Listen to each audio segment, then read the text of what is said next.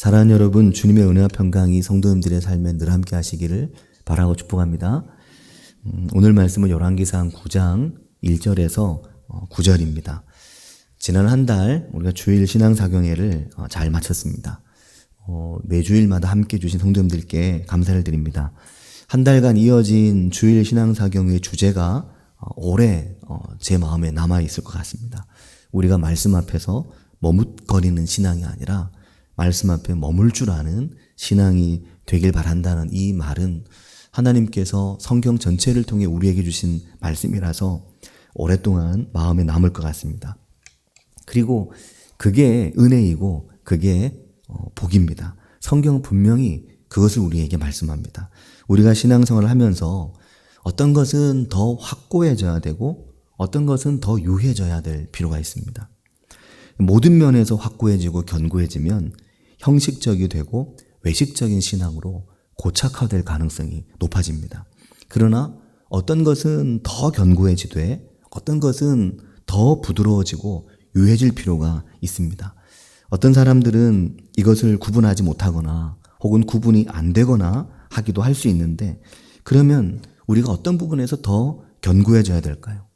어떤 형식이나 틀이 아닌 신앙의 깊이에 있는 말씀을 향한 나의 방향과 나의 삶의 자세, 이런 부분은 더 견고해져야 하고 더 우리에게 익숙해져야 됩니다.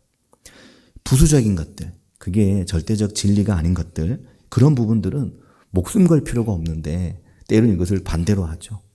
별로 목숨 걸 필요가 없는 건 막 목숨을 걸지만 정작 정말 중요한 건 우리의 삶에서 소외되는 경우가 있습니다. 전부가 아닌 건 좀 그냥 이래도 되고 저래도 되고, 하지만 정말 중요한 건 양보하지 않는 그런 어떤 견고함이 우리에게 필요하죠. 다른 사람들도 다 아는 거, 별로 아닌 거, 그건 크게 그렇게 안 해도 되지만 정말 중요한, 정말 목숨 걸어야 될 만한 그런 소중한 것들은 꼭 붙드는 것이 필요합니다.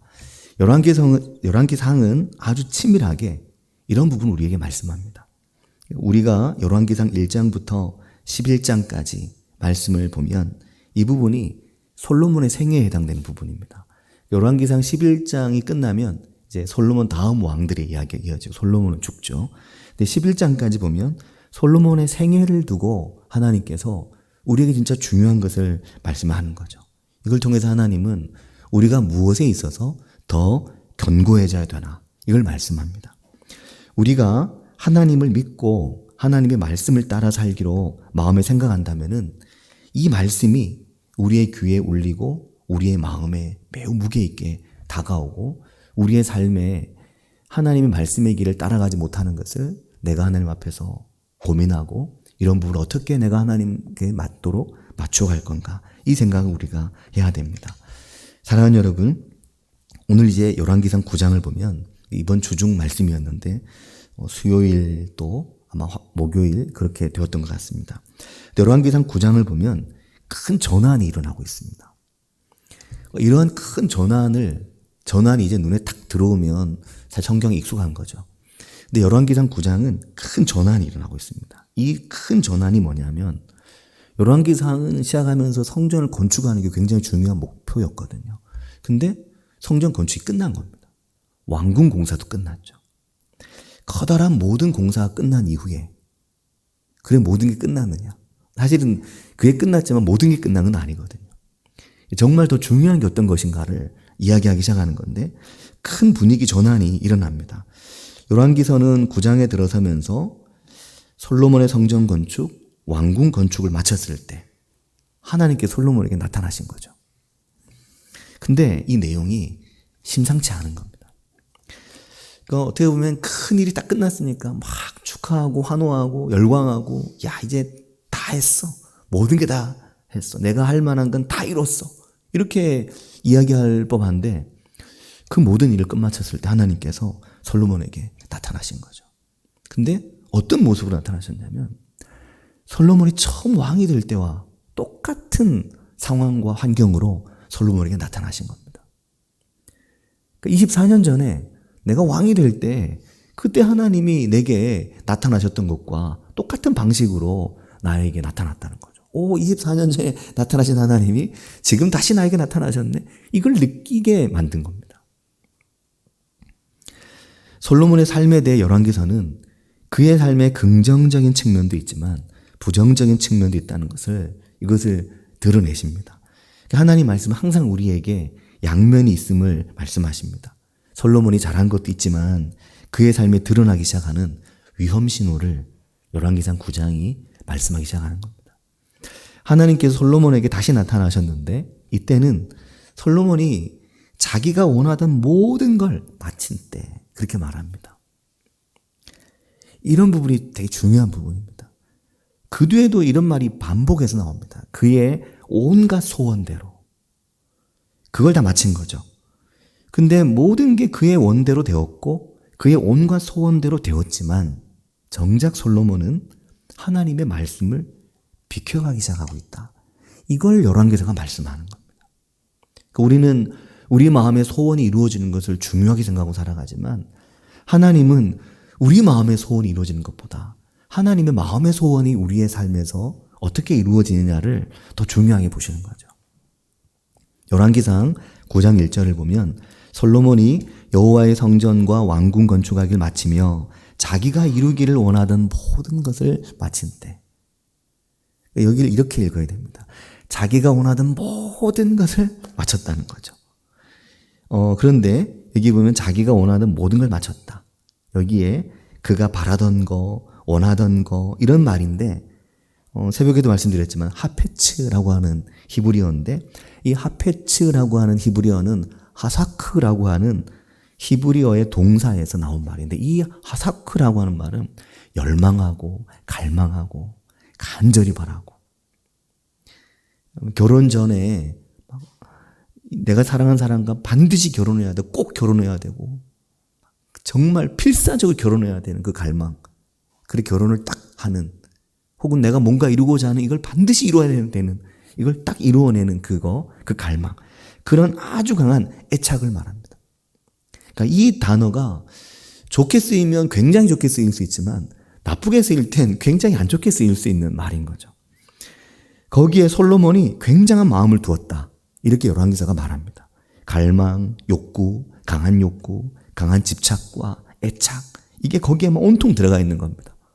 과연 사람이 무엇에 갈망을 두고 무엇에 애착을 두고 살아가야 될까?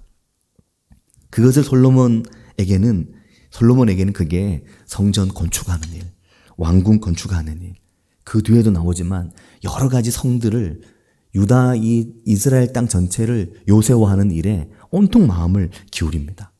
그리고 그의 나라를 강하게 하기 위해서 강한 나라의 힘을 빌리고 정략 결혼도 하고 이 일에 솔로몬이 온통 애정을 쏟고 있는 것을 성경이 말하기 시작하는 거죠.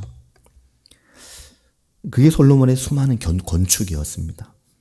솔로몬의 마음이 성전을 짓고 왕궁을 짓고 심지어 온 나라를 정말 이 9장을 읽어보면 야 이거 이스라엘 온 나라가 건축 현장이구나. 온 땅에 동시적으로 건설을 하고 있는 거였습니다. 그 뒤에 이제 서술들이 나오는데 그 뒤에 뭐라고 말하냐면 그것을 통해 솔로몬이 무엇을 이루었는가? 이것을 열왕기서가 질문하는 겁니다. 그렇게 성전을 짓고 그렇게 왕궁을 짓고 그렇게 수많은 성을 정비하고 강하게 하고 국고성을 짓고 병거성을 짓고 마병의 성을 짓고 수많은 성을 지으면서 너는 무엇을 이루고자 했느냐? 이렇게 질문하는 겁니다. 그 건축의 뒤에 뭐가 있느냐라는 거죠. 그것을 통해 솔로몬은 어떻게 되었는가? 그 많은 일들을 해내며 솔로몬의 마음은 어떻게 되었느냐? 많은 일을 이루어내는 것보다 하나님 앞에서 그 마음이 중요한데 이 많은 일을 이루어내면서 솔로몬은 마음을 잃어버리는 겁니다. 우리도 그렇죠. 우리가 무언가를 이루기 위해서 정말 부지런히 살아가고 정말 부지런히 무언가 이루기 위해 살아가고 정말 부지런히 무언가 이루어냈는데 그 뒤에 허탈함을 느끼는 분들이 있습니다. 내가 뭘 이렇게 열심히 살아왔지? 특히 이제 그러다가 건강이 좀 이렇게 한쪽이 안 좋아지거나 내가 열심히 이뤘지만 그 이후에 내가 정말 무엇을 위해 살아왔는지 때로 알 수 없을 때 이런 마음이 우리에게 밀려올 때 허탈감을 느낄 수가 있거든요. 솔로몬이 이 수많은 일들을 해내고 난 이후에 솔로몬은 계속해서 달려갑니다. 그 이후에 이제 9장을 지나서 10장으로 가고 11장으로 가면 어마어마한 일들을 위해서 어마어마한 지혜와 영광을 위해서 달려갑니다. 그렇게 달려간 뒤에 솔로몬의 고백이 전도서를 통해서 우리에게 들려오는 거죠. 그렇게 열심히 내가 달려갔는데 헛되었다. 이렇게 이야기를 하는 겁니다. 인생이 전체가 헛되고 삶이 비관적이라는 게 아니라 그런 것을 이루어내기 위해 만들어내기 위해 최선을 다해 살아왔는데 정작 내 속에서 하나님이 빈약해지고 하나님이 내 속에서 연약해졌을 때 그때 내 삶에 참으로 연약함을 헛됨을 느꼈다는 그런 이야기를 합니다. 명절이 돼서 가족을 만나보면 누구는 어떤 것을 이뤄냈고 또 누구는 어떻게 살고 있고 이런 부분들이 주로 대화의 소재가 되기 시작하면 어떤 집은 막 자랑할 것만 엄청 많고 또 어떤 집은 또 상대적으로 그 듣게 되고 그러다 보면 명절에 같은 친척지간 또 같은 형제지간 사촌인데도 때로는 만나길 꺼려하고 만나고 싶지 않아지기도 합니다. 누구는 저만큼 사는데 나는 뭐지? 이런 마음이 들기도 하죠. 근데 정말 중요한 것은 무엇을 얼마만큼 이뤄냈느냐 이런 부분은 물론 중요하지만 하나님이 우리에게 중요하게 여기시는 것은 지금 네가 내 앞에서 누구냐인 것입니다. 너는 지금 나의 앞에서 누구냐. 이런 면에서 하나님의 우려와 걱정, 하나님의 말씀이 매우 정교하게 솔로몬의 삶을 들추고 있는 겁니다. 깻잎 양념 절일 때 양념 잘 하기 위해서 깻잎을 잘 들춰가면서 양념을 섞듯이 또 음식하면서 음식의 맛이 골고루 배기 위해서 음식을 잘 들춰가면서 양념을 하듯이 하나님 솔로몬의 삶을 뒤척이시는 거죠. 들척. 솔로몬아, 네가 성전 건축과 왕궁 공사에 너의 열망을 두고 너의 삶의 기반, 국가적인 기반을 다지기 위해 온 나라에 성을 건설하고 병거와 마병을 위한 성을 지었는데 그 속에서 너는 누구냐? 하나님 질문하시는 겁니다. 하나님이 우려하고 계신 거죠. 하나님의 이 나타나심은 솔로몬에게 하나님 나타나신 것은 솔로몬으로서는 어쩌면 자기는 하나님 나타나셨다는 걸 어떻게 받아들였을지 모르지만 하나님 나타나심은 솔로몬의 삶에 대한 굉장한 우려이신 겁니다. 네가 지금 어디로 가고 있는지.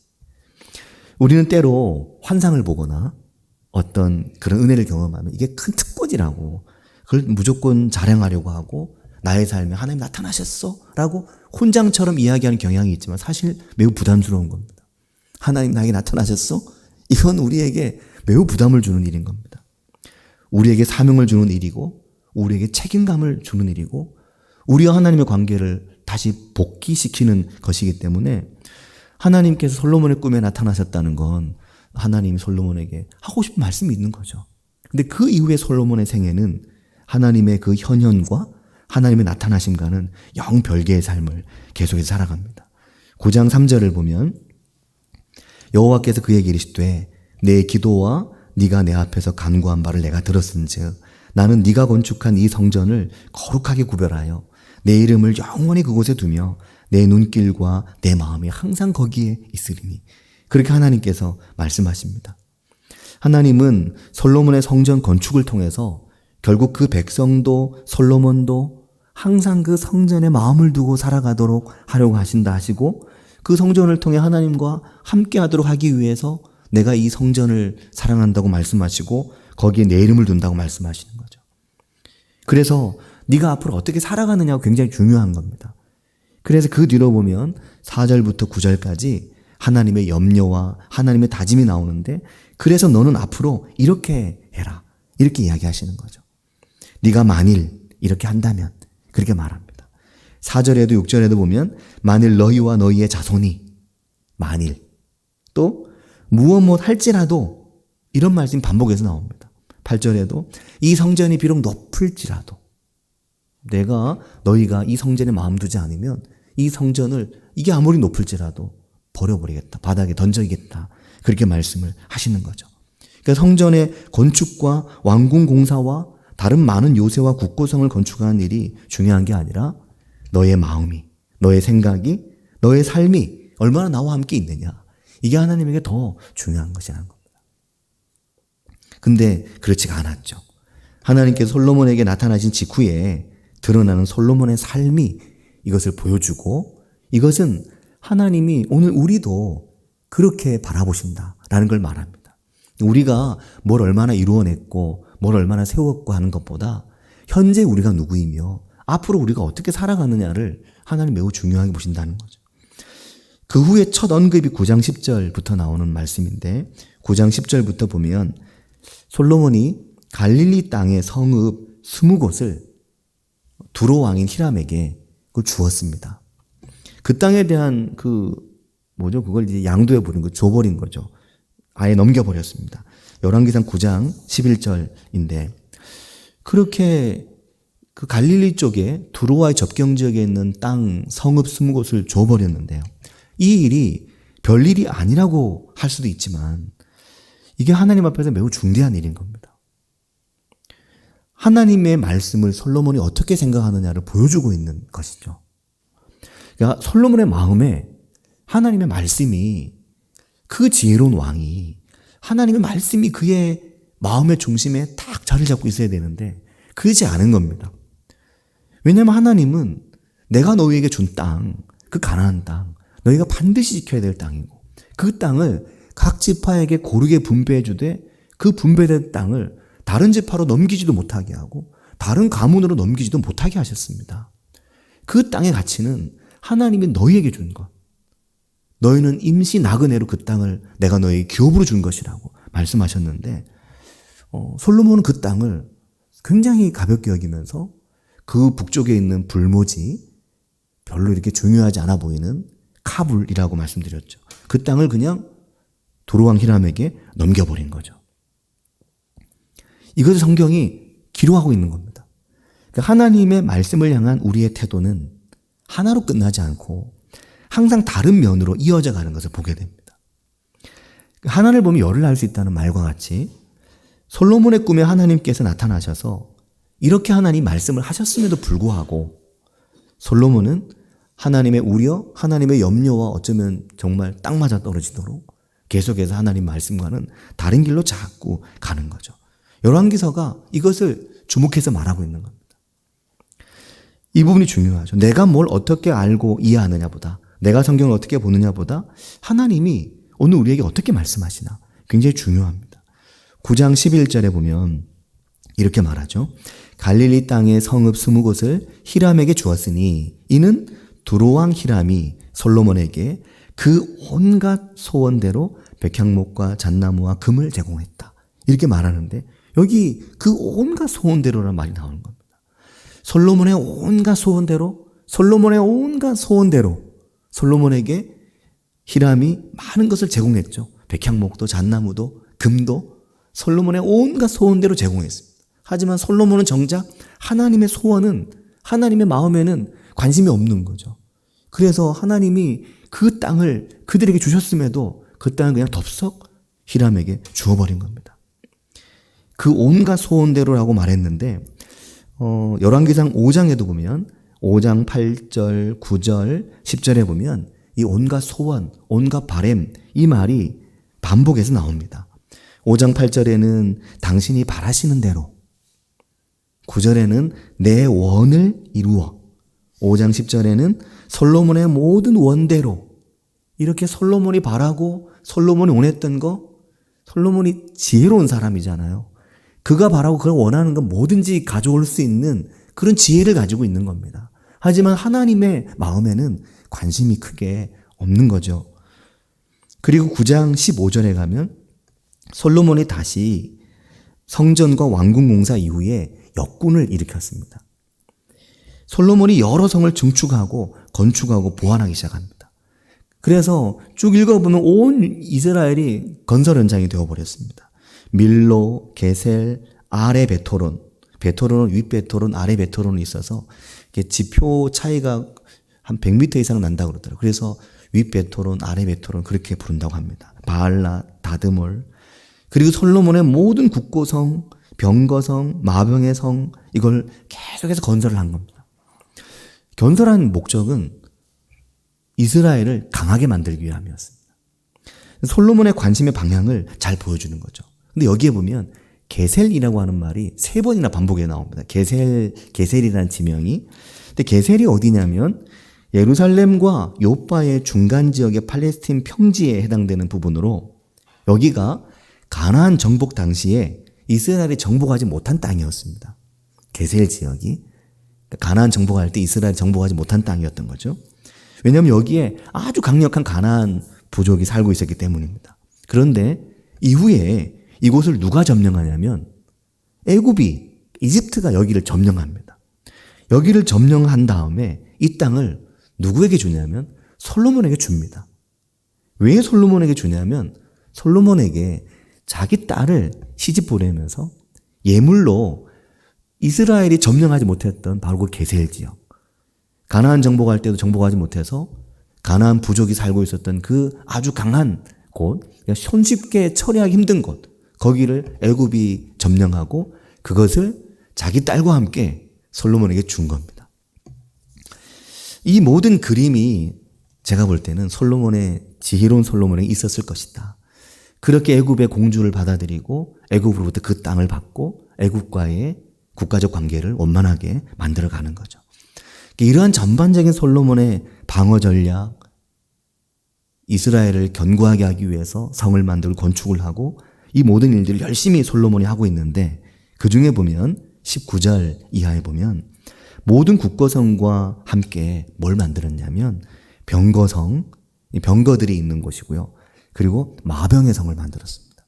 마병의 성이라는 얘기는 기마병을 두는 성을 특별히 만들었다는 겁니다. 이것이 하나님의 말씀을 또 가볍게 여기는 솔로몬의 모습을 보여주는 겁니다. 이 당시에 솔로몬 왕권은 최전성기를 맞이하게 되고 그래서 병거성도 두고 마병의 성도 둘 만큼, 그러니까 기병의 주둔지를 둘 만큼 굉장히 왕권을 강하게 하고 국력을 강하게 만든 거죠. 하지만 하나님이 경계하신 것이었죠.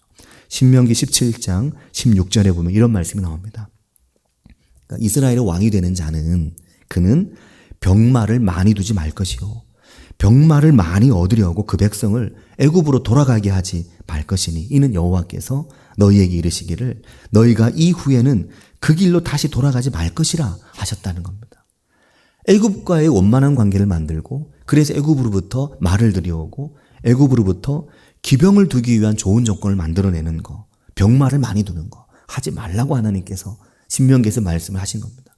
그런데 솔로몬은 이러한 병마를 위한 성을 만들 만큼 이 부분에 매진을 한 거죠. 그래서 사랑하는 성도 여러분 생각해 보시기 바랍니다. 성경의 말씀에 누구보다도 익숙한 솔로몬이 하나님이 경계하는 것을 계속해서 하고 있는 모습을 말씀을 통해서 우리에게 보여주는 겁니다. 솔로몬이 그에게 주신 하나님의 지혜를 참 잘 사용하지 못하고 있구나라는 것을 열왕기서가 보여주는 겁니다. 열왕기상 9장 19절 우리가 금방 병거성 마병의 이야기가 나온 9장 19절을 보면 그가 다스리는 온 땅에 건축하고자 하던 것을 이렇게 말하는데 여기 보면 소원이란 말도 없고 원하는 거란 말도 없잖아요. 하지만 건축하고자 하던 것, 건축하고자 했던 것, 이 부분의 히브리어 원문을 보면 아까 말씀드린 하사크, 그 강한 열망과 강한 애착을 두고 이것을 꼭 하고자 했던, 이것을 반드시 이루어내고자 했던 그 하사크란 말이 9장 19절에 쓰여 있습니다. 그러니까 똑같은 말인 거죠. 똑같은 내 소원대로, 내 열망대로, 내 마음에 강한 애착을 두고 정말 그걸 하고자 해서 하는데 그것이 하나님의 마음과 하나님의 뜻과는 자꾸만 멀어지고 있는 것을 보여주는 겁니다. 어디 그뿐인가요? 9장 20절에 가면 20절 이하에는 이스라엘 자손이 아닌 아모리 사람과 헷 사람과 브리스 사람과 히윗 사람과 여부수 사람 중 남아있는 모든 사람. 그러니까 이들은 사실은 다 몰아내야 되는 거였잖아요. 다 몰아내고 다 이스라엘 땅에서 완전히 몰아내야 되는 사람들이었습니다. 근데 이 가나안 7 부족들, 7 족속들에 남아있는 모든 사람, 그들을 노예로 사용한 겁니다. 그들을 노예로 쓰라고 하지 않으시거든요. 그들을 노예로 데리고 있으면서 그들과 함께 하면서 이스라엘 사람들은 노예로 쓰지 않았다. 이렇게 얘기하니까 잘했네 라고 생각할 수 있지만 잘한 것이 아닌 것인 겁니다. 솔로몬은 하나님이 경계하고 하나님 우려하는 것을 계속해서 하는 거죠. 그러면서 24절에 가면 이렇게 말합니다. 바로의 딸이 아까 이제 게셀 지역을 애굽이 점령하고 그것을 이스라엘에게 주었잖아요.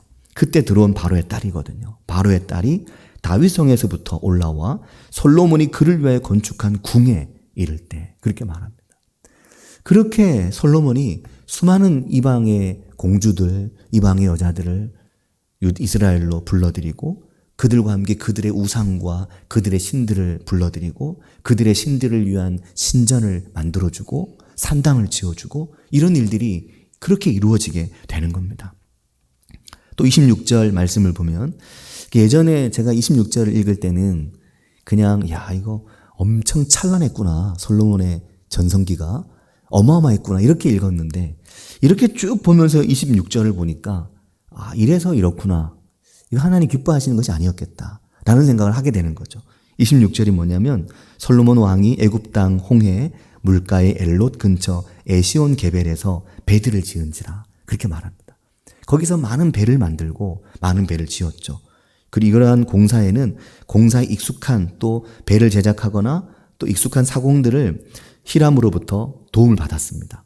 그리고 도움을 받아서 이러한 공사를 했죠. 그리고 그들을 오빌로 보내서 그곳에서 어마어마하고 막대한 양의 금을 실어오게 한 겁니다.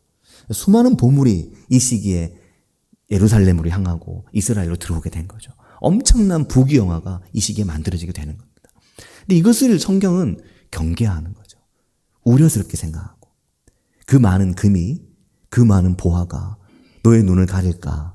그 많은 국력이, 그 많은 기병과 마병이 너로 하여금 하나님 없이도 살 수 있는 사람으로 너를 만들진 않을까? 이런 부분들에 대한 염려가 여기에 가득한 겁니다. 사랑하는 성도 여러분, 추석 명절을 보내고 또 이제 연휴가 화요일까지 이어지고 또 이제 가을이 오고 이렇게 변화의 시간에 우리가 있는데 지나온 시간을 돌아보면 때로는 내가 이러이러한 것도 이룰 수 있었는데 못 이룬 것도 있고 또 어떤 면에서 내게 이런 시간에 아픔도 있고 또 어떤 것은 내게 자랑도 있고 또 부족했던 것도 있고 하지만 이걸 다 하나님 앞에서 한번 정리를 한번 해보아야 됩니다. 그걸 하나님 앞에 쭉 늘어놓고 정말 하나님 나에게 기뻐하실 건 어떤 것일까? 하나님 정말 나에게 원하시는 건 어떤 것일까? 그걸 생각하면서 내가 원하는 것을 마치는 것보다 혹은 내가 원하는 걸 마쳤다면 정말 이제는 하나님이 원하시는 것을 하고 살아야 되겠다. 그렇게 우리의 마음을 맞출 수 있는 은혜가 있으시길 바라고 축복합니다. 우리가 하나님이 원하는 것을 하면 하나님이 우리의 바람을 들어주시죠. 그러나 우리가 하나님이 원하는 것을 하지 않으려고 하면 우리가 원하는 걸 마쳤다 치더라도 그 이후에 하나님이 우리의 삶과 우리의 자녀들의 삶을 책임지지 않으실 것이다 라는 겁니다. 우리가 하나님이 원하시는 인생으로 나아가는 그런 복됨이 우리의 삶에 이 10월 한 달 가득하길 바라고 축복합니다. 같이 기도하겠습니다. 어떻게 보면 솔로몬의 엄청난 지혜와 또 부귀영화 대단하잖아요. 너무나 화려하거든요. 어마어마합니다. 그런데 그 이야기를 통해서 하나님은 정말 너의 삶에 나는 누구냐를 물으시고 정말 너의 인생에 나는 누구냐를 물으시는 겁니다. 계속해서 우리가 이룬 것도 있고 이루지 못한 것도 있지만 다 하나님 앞에 늘어놓고 이제 하나님 제가 하나님 원하시는 인생을 살길 원하고 그런 인생을 나의 자녀들에게 물려주길 원합니다. 그렇게 하나님 앞에 나아가는 은혜가 우리의 삶에 있기를 바랍니다. 그런 은혜가 있기를 같이 한 목소리로 기도하겠습니다. 하나님 아버지 원하사님 감사합니다. 오늘 우리의 삶이 하나님의 은혜와 하나님의 영광을 향해 나아가는 삶이 될 수 있도록 인도해 주시기를 주님 원합니다. 하나님 아버지 은총을 다하신 은혜를 부어주셔서 하나님 아버지 우리가 우리의 욕망이나 우리의 바람이 아니라 하나님의 뜻과 하나님의 바람을 향해 살아가는 저희들 될 수 있도록 인도해 주셔서 하나님 아버지 찬란하고 아름답고 부귀영화가 넘쳐나는 삶도 중요하지만 하나님 아버지 그보다 하나님의 영광 하나님의 이름을 위해 하나님의 말씀을 향해서 하나님의 세밀한 말씀이 우리를 인도하는 대로 그 길로 나아가고 그 길로 달려가는 저희들이 되게 해주시기를 주님 원합니다. 우리의 삶에 아버지 허튼 데 마음 두지 아니하며 하나님의 말씀에 마음 두고 살아갈 수 있는 저희들 되게 도와주시고 기도하며 간구하며 살아갈 때 그 기도 하나둘 응답해 주신 하나님을 바라보며 살아가는 저희들이 되게 해주시기를 주님 원합니다. 아버지 역사하여 주시옵소서. 주님 은혜 부어주시기를 주님 원합니다. 하나님 아버지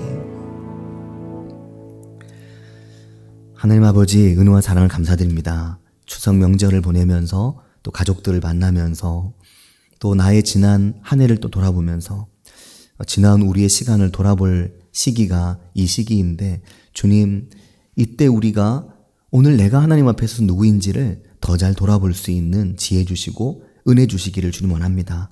하나님 아버지 앞에서 나를 흔들어서 나를 새롭게 세우며 하나님의 뜻과 하나님의 말씀을 향해 오늘 나아갈 수 있는 저희들이 되게 해주시기를 주님 원합니다.